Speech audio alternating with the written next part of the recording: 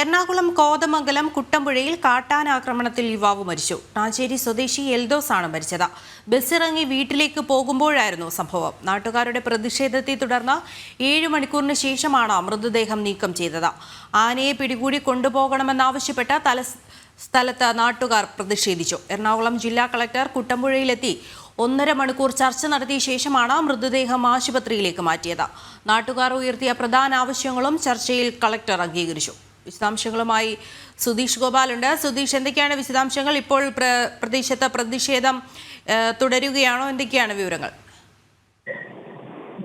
ഇന്നലെ രാത്രി 7:30യോടുകൂടിയാണ് കുട്ടമ്പുഴയിൽ ഇത്തരമൊരു ദാരുണമായ സംഭവം ഉണ്ടാകുന്നത്. കോതമംഗലം കുട്ടമ്പുഴയിൽ ക്ലാണേരി സ്വദേശിയായ എൽദോസ് എന്ന 40 വയസ്സുകാരനാണ് മരണപ്പെട്ടത്. ഇദ്ദേഹം ജോലി കഴിഞ്ഞ് വീട്ടിലേക്ക് നടന്നു പോകുമ്പോഴാണ് റോഡിൽ വെച്ച് കാട്ടാനയുടെ ആക്രമണം ഉണ്ടായത്. സംഭവ സ്ഥലത്ത് ഇദ്ദേഹത്തിന്റെ മൃതദേഹം കാണപ്പെടുകയായിരുന്നു. തൊട്ടു പിന്നാലെ വന്ന ആളും ഇതേ തരത്തിൽ കാട്ടാനയുടെ മുന്നിൽ പെട്ടെങ്കിലും ഓടി പെട്ടെന്ന് തന്നെ മാറിയതിനാൽ അപകടം ഒഴിവാകുകയായിരുന്നു. ഈ പ്രദേശത്ത് തെരുവ് വിളക്കുകൾ പോലും ഉണ്ടായിരുന്നില്ല. ഒരു സുരക്ഷാ സംവിധാനങ്ങളും ഇവിടെ വനം വകുപ്പിന്റെ ഭാഗത്തു നിന്നായാലും മറ്റ് റവന്യൂ വകുപ്പിന്റെ ഭാഗത്തു നിന്നായാലും തദ്ദേശ സ്വയംഭരണ വകുപ്പിന്റെ ഭാഗത്തുനിന്നും ഒന്നും തന്നെ ഒരുക്കിയിരുന്നുമില്ല. ഇത് വലിയ വീഴ്ചയായി നാട്ടുകാർ കാണിച്ചു. ഈ കാര്യങ്ങളെല്ലാം ചൂണ്ടിക്കാണിച്ചുകൊണ്ട് തന്നെയാണ് നാട്ടുകാർ മൃതദേഹം മാറ്റുന്നതടക്കം തടഞ്ഞുകൊണ്ടുള്ള ശക്തമായ പ്രതിഷേധം ആരംഭിച്ചത്. ഈ പ്രതിഷേധം ഏതാണ്ട് രാത്രി 1:30-ക്ക് ശേഷമാണ് അവസാനിച്ചത്. ഈ സമയം അത്രയും മൃതദേഹം ഈ അപകടം നടന്ന സ്ഥലത്ത് തന്നെ കിടക്കുകയായിരുന്നു. പിന്നീട് കോതമംഗലം താലൂക്ക് ആശുപത്രിയിലേക്ക് മൃതദേഹം മാറ്റി. ഇതിനു മുന്നോടിയായി ജില്ലാ കളക്ടർ അവിടെ എത്തി പ്രതിഷേധക്കാരുമായും ജനപ്രതിനിധികളുമായും എല്ലാം തന്നെ ചർച്ച ചെയ്തു. സുരക്ഷാ സംവിധാനങ്ങൾ ഒരുക്കുന്നതിനുള്ള നടപടികൾ ഇന്ന് തന്നെ ആരംഭിക്കും. അതോടൊപ്പം തന്നെ എൽദോസിന്റെ കുടുംബത്തിന് അടിയന്തര സഹായമായി 10 ലക്ഷം രൂപ നൽകും. അതിൽ 5 ലക്ഷം രൂപയുടെ ചെക്ക് ഇന്നലെ തന്നെ കൈമാറി. മറ്റ് ഇവിടുത്തെ പ്രധാനമായും ഉന്നയിച്ച ഒരു ആവശ്യം തെരുവ് വിളക്കുകളെല്ലാം തെളിയിക്കുക എന്നതാണ്. അതിനുള്ള നടപടിയും അടിയന്തരമായി തന്നെ ഉണ്ടാകുമെന്ന് ജില്ലാ കളക്ടർ ഉറപ്പ് നൽകുകയും ഇന്നലെ നൽകിയ വാഗ്ദാനങ്ങളുടെ പ്രവർത്തനങ്ങൾ വിലയിരുത്തുന്നതിനായി 27-ന് ജില്ലാ കളക്ടർ നേരിട്ട് തന്നെ കുട്ടമ്പുഴയിലെത്തി അവിടെ വെച്ച് അവലോകന യോഗം നടത്തുമെന്നും ജനങ്ങൾക്ക് ഉറപ്പ് നൽകി. 6 മാസം മുമ്പ് ഇന്ദിര എന്ന ഒരു വീട്ടമ്മയും ഈ പ്രദേശത്ത് തന്നെ കാട്ടാനയുടെ ആക്രമണത്തിൽ മരിച്ചിരുന്നു. അന്ന് നൽകിയ വാഗ്ദാനങ്ങളൊന്നും പാലിച്ചിട്ടില്ലല്ലോ എന്നതുകൊണ്ട് തന്നെ ഇപ്പോഴും എങ്ങനെ വിശ്വസിക്കുമെന്ന ചോദ്യമാണ് നാട്ടുകാർ ഉയർത്തിയത്.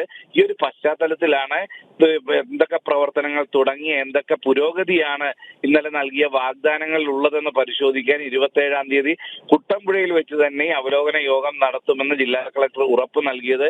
ഇതിനുശേഷമാണ് പ്രതിഷേധത്തിന് അല്പമെങ്കിലും ശമനമുണ്ടായതും മൃതദേഹം മാറ്റാനായതും. ഇന്ന് പോസ്റ്റ്മോർട്ടത്തിന് ശേഷം മൃതദേഹം ഇവിടെ എത്തിക്കുകയും പൊതുദർശനത്തിന് ശേഷം സംസ്കാര ചടങ്ങുകൾ നടക്കുകയും ചെയ്യും എന്നതാണ് ഇപ്പോൾ അറിയാൻ കഴിയുന്നതും. സുധീഷ്, ഈ ജനവാസ മേഖലയിലുള്ള ഈ കാട്ടാനയെ പിടികൂടി മാറ്റണമെന്ന് നാട്ടുകാർ ആവശ്യപ്പെട്ടിരുന്നു. ഇതിന് എന്താണ് ജില്ലാ കളക്ടർ പരിഹാരം നിർദ്ദേശിച്ചിരിക്കുന്നത്? വനം വകുപ്പിന്റെ ഭാഗത്തു നിന്ന് എന്തെങ്കിലും നടപടി ഉണ്ടാകുമോ?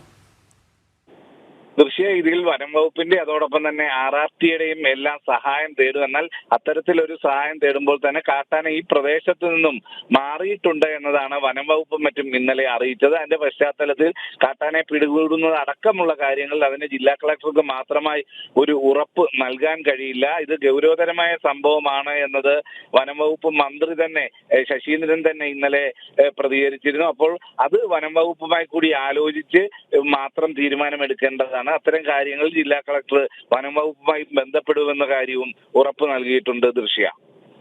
കൊച്ചിയിൽ നിന്ന് സുധീഷ് ഗോപാലാണ് വിവരങ്ങൾ നൽകിയത്.